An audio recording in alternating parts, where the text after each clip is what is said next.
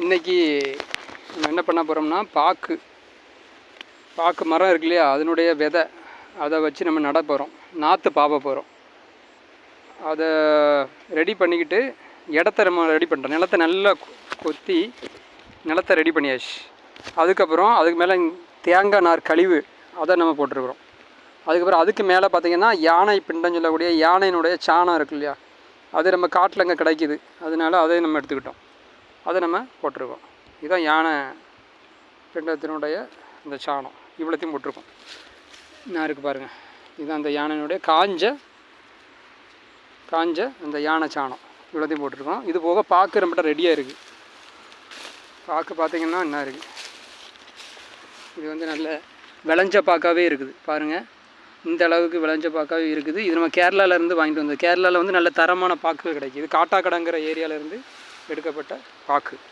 இப்போ நம்ம கிணத்துல பக்கத்தில் தண்ணி இருக்குது. அதை இந்த பெட்டை நம்ம ரெடி பண்ண வேண்டியிருக்கு. பெட்டை ரெடி பண்ணுறதுக்கு என்ன பண்ணுறோம், தண்ணி எடுத்துகிட்டு வந்து இப்போ நம்ம பெட்டை ரெடி பண்ணோம். இப்போ பார்த்திங்கன்னா நம்ம காட்டில் வந்து பலதானிய விதைப்பு போட்டிருக்கோம். உங்களுக்கு தெரியுதா? இதை பாருங்கள், இது எல்லாமே பலதானிய விதைப்பு. எல்லா தானியங்கள் 21 வகையான தானியங்கள் நிலத்தை வளப்படுத்துறதுக்காக வேண்டி நம்ம இதை போட்டிருக்கிறோம். இது போக ட்ரெஞ்சு தோண்டியிருக்கோம் பாருங்கள். 2க்கு 3 அடி, 2 அடி அகலம் 3 அடி ஆழம் உள்ள இந்த ட்ரெஞ்சு தோண்டியிருக்கோம். இது எதுக்குன்னா, இது வளர்ந்த பிறகு இதெல்லாம் அறுத்து இதுக்குள்ளே போட்டுருவோம். அதுக்கப்புறம் இதில் நம்ம என்ன நட போகிறோமோ அதுக்கு அந்த செடியினுடைய இலைதலைகள் கவாத்து பண்ணும்போது அதையும் நம்ம இதுக்குள்ளே நம்ம போட்டுருவோம். அந்த பர்பஸுக்காக வேண்டி இது எல்லாமே பண்ணியிருக்கோம். இப்போ பாருங்கள், ட்ரெஞ்ச் இந்த மாதிரி தான் ட்ரெஞ்சு, ஃபுல் வியூ இது. இந்த மாதிரி நம்ம ட்ரெஞ்சு அங்கங்கே தோண்டி வச்சுருக்கோம். 16 அடி இடைவெளியில் நம்ம இதை தோண்டியிருக்கோம். இப்படியே போய்ட்டுருக்கோம். இது இந்த ட்ரெஞ்சு மூலமாக தான் நம்மளுக்கு இங்கே தண்ணி பக்கத்தில் ஆறு இருக்குது. இதுக்கு மேல்புறம் பார்த்திங்கன்னா ஆறு இருக்குது. அங்குள்ள தண்ணி எதுவுமே வந்து நம்ம நிலத்தில் உள்ள பயிர்களை பாதிக்காமல் இருக்கிறதுக்கும் இந்த ட்ரெஞ்சு யூஸ் பண்ணிக்கலாம். இங்குள்ள தென்னை மரத்தினுடைய அந்த இலைதலைகளை இந்த ட்ரெஞ்சில் போட்டு நம்ம மூடி வச்சுக்கலாம். அந்த மாதிரி உபயோகத்துக்கு இதை நம்ம பயன்படுத்திக்கலாம். இது போக உயிர் வேலி நம்ம செட் பண்ணிகிட்டு இருக்கோம். அது தனி வீடியோவை நான் போடுறேன். இப்போ பாருங்கள், இது இந்த ஜெரிப்பழம் சொல்லக்கூடிய கலக்காய், அதனுடைய இதுதான் இதில் நட்டிருக்க எல்லாமே. இது வந்து 4 அடி இடைவெளியில் 2மே நட்டிருக்கேன். வேலி ஓரத்தில் ஆடாத்தோட, ரெசிடியா, அதுக்கப்புறம் நொச்சி, இந்த மாதிரி தான் நான் நட்டிருக்கிறேன். இது மூலமாக நம்ம உயிர் வேலியாக நம்ம நிலத்தில் கொண்டு வரலாம். அந்த ஒரு நோக்கத்துக்காக பயன்படுத்தலாம். இது நம்ம தோண்டிருக்கக்கூடிய சின்ன ஒரு கிணறு. இங்கே தண்ணி இந்த நிலத்தில் இவ்வளோ தோண்டின உடனே தண்ணி வந்துடுது, இந்த அளவு இருக்குது.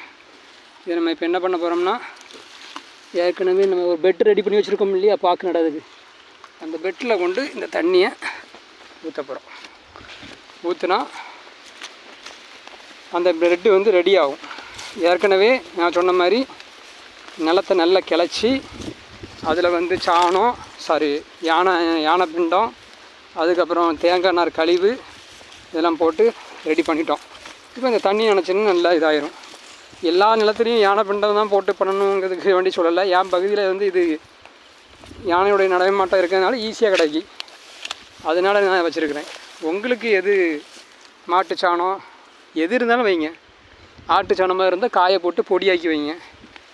இதுமாதிரி தற்சார்பு வாழ்க்கையில் எது நம்ம பக்கத்தில் இருக்குதோ அதை உபயோகப்படுத்திட வேண்டியதான். அது எதுவாக இருந்தால் அது ஒரு சாணம் வடிவில் எந்த சாணமாக இருந்தாலும் சரி தான் உபயோகப்படுத்திக்கலாம். அதனுடைய அளவு, காயப்பொருளுடைய தன்மை மட்டும் கொஞ்சம் வித்தியாசப்படும். அதை பொறுத்து நம்ம மாறுது. நான் இதெல்லாம் பார்த்தீங்கன்னா தக்கப்பூண்டு நைட்ரஜன் இழுத்து கொடுக்கும். இது கம்பு. இந்த கம்பு எதுக்குன்னா, கம்பு ஒரு வித்திலை தாவரம், தக்கப்பூண்டு வந்து 2 வித்திலை தாவரம். இந்த ரெண்டும் சேர்ந்து கார்பன் நைட்ரேட் எல்லாமே நம்ம நிலத்தில் உற்பத்தி பண்ணி தரும். அதுக்காக வேண்டி உள்ளது. பாக்கு மட்டும் ரொம்ப காய போட்டுறாதீங்க, ஈரமாக இருக்கணும். அப்போ தான் அதோடைய வேலை நல்லா சீக்கிரமாக அது முளைச்சி வரும், முளைப்பு திறன் அதிகமாக இருக்கும். இப்போ நம்ம நட போகிறோம், நிலத்தை ரெடி பண்ண போகிறோம். இப்போ என்ன பண்ண போகிறோம்னா இந்த தண்ணியை நம்ம அங்கங்கே ஊற்றி விடுறோம். இந்த தண்ணி எல்லாத்தையுமே நம்ம நல்லா தொளிச்சுக்கிடணும். அங்கங்கே தொளிச்சு இந்த நிலத்தை கொஞ்சம் ஈரமாக, இந்த பெட்டை வந்து நம்ம கொஞ்சம் ஈரமாக பண்ணிடணும். அதுக்காண்டி தண்ணி பத்தாது, நம்ம எடுக்க வேண்டியது. இப்போ நம்ம ரெடி பண்ண இந்த பெட்டில் அப்படியே இன்னும் கொஞ்சம் நம்ம கிளச்சி விட்டுக்கணும்.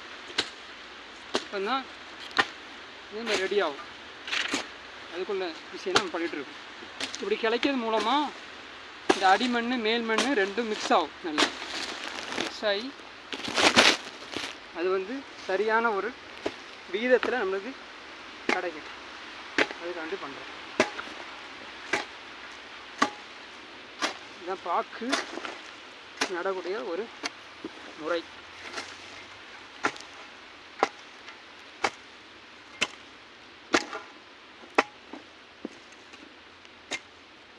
நல்ல மண் வந்து எந்த அளவுக்கு பொலப்பொலப்பாக இருக்கோ அதை பொறுத்து தான் நம்ம வந்து இங்கே விதைக்கக்கூடிய இந்த பயிர்கள் வந்து நல்ல ஈஸியாக வர்றது மட்டும் இல்லை, எடுக்கும்போது எளிமையாக இருக்கும்.